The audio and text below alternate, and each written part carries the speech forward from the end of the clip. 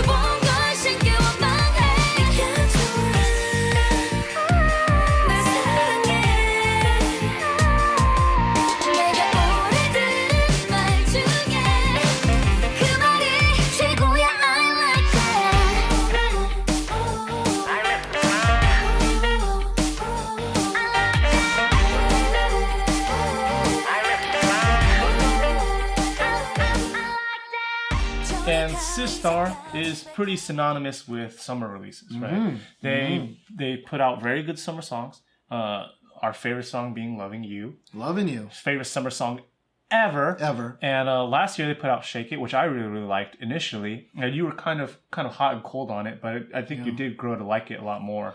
I did grow to like it. Did you really like it? I feel like we were both really disappointed. We did have a lot of bad things to say about it, and we were generally disappointed. But I think I liked the song better than you with the initial go. Probably. I mean, you usually do in general. Yeah. And then the year before that, what did they have? Last year. Yeah, they had "Shake It," and then they had "Touch My Body." It was 2 years ago. Yeah. And "Touch My Body" also grew on me, but "Loving You" is still the crown jewel, right? And so we're always hoping for "Loving You." Yeah. And we say all that to say this, like Sistar, they are very, very, very popular because of their summer songs and like the bright concepts when it comes to summertime. But this song, not summer at all. Yeah, this song doesn't sound like a summer song. But this song was produced by Black Eyed Pilsung, who recently, this year at least, previously released Cheer Up, produced Cheer Up, from Twice. Jelly Baby. Yeah, from the AOA sub-unit Cream. Last year, of course, he did Like Ooh Miss A's Only You. Like, this is a dude who, at least for us, has done really well. Yeah. Like his last couple of releases. Yeah, he's definitely trending upwards. Yeah. And I do like this song. I was actually really afraid because I was reading some Reddit stuff, like an idiot, and there were a lot of people that were like a little down on it. Some people were saying some decent things about it. I was just worried, because I was like, oh, Sistar, like they were saying it was kind of sexy, and I was like, oh, sexy Sistar. It's been so long. Like it's been so long since I've heard sexy Sistar. And I really do think this song is a really good combination of the older kind of alone Sistar sexiness, the Sistar 19 gone not around any longer Sistar sexy, but updated to 2016. Yeah. So Sistar is kind of synonymous with this. I've used synonymous twice now, but Sistar, when we say Sistar, a certain thing comes to mind, right? They're very, very summer oriented kind of group as well, but they're also really known for this classy sexy, I think I would call it. Like Alone and Gone Not Around Any Longer, Sister 19, I felt like those were not trashy sexy that we see sometimes with girl groups who are coming out. But it has been a while since they've done it, right? They've been doing like kind of the not classy version of sexy, right? Like they do like butt shakes, trashy, like super. Like I remember those yoga pants in Shake It. Like they're nice, right? But it is not that alone Sistar that got them a lot of attention back in the day, right? So I thought this was a pretty good combination of that. Yeah. But it's much more upbeat than Alone and Got Not Around. Like I actually really enjoyed it. I really liked that it was way more upbeat. I think that's where the summeriness kind of comes from. Yeah. Is that it's super upbeat. Yeah. But I thought, they use kind of similar, like concept wise. Yeah, they use this like a curtain thing, and they're just doing some sexy curtain stuff, and that's really nice. Yeah. I thought there wasn't any, super blatant shots of their ass, which they've been relying on for the last 2 years. And I'm glad that they're kind of straying away from that, because sure, those things can get a lot of views, and those things can give you a lot of kind of attention. But Sistar, I feel like if you've just put out a good song with kind of a choreography that's somewhat memorable or has some sort of point, I think they can do well. And I think this is a good example of that. The song is pretty good. And, they have those like towel curtain things as well. And there's a good amount of sexiness. I think this is a pretty good release for Sistar. Yeah. The thing though is I didn't check the Naver charts. But like, I really don't think, I feel like Korean people are not going to like this song that much. So I've checked it, and the problem that's going on right now is that Show Me the Money has just started. And so all the Show Me the Money songs are kind of like taking over the charts. But if I remember correctly, Sistar was top 3 or top 5 for sure. So I expect that. I just want to know, like in 2 weeks, is it going to still be in top 10? Right? Because like, that's what matters, right? In Yeah. Korea is Lasting staying power. on the chart rather than Yeah. because like even the shittiest fucking songs, as long as you put a big name person on it, will jump up, right? But like I didn't read any articles about it all killing, which is crazy to me. Yeah. I mean, I could be wrong on that, but normally on Reddit, right, there would be a Sister all kills. This is all kills. Like we all kill article, but I just didn't see one, and that's very bad for Sistar. Like Sistar should all kill, especially in the summer, right? But they didn't, as far as I know. So we just have to kind of wait and see what it's going to be like. But as for the music, like Steven was saying earlier, I think they did a good job of mixing those kind of sounds, I think, as well, with old Sistar and this kind of new Black Eyed Pilsen producer style. Because we were saying this sounds a lot like Miss A's Only You.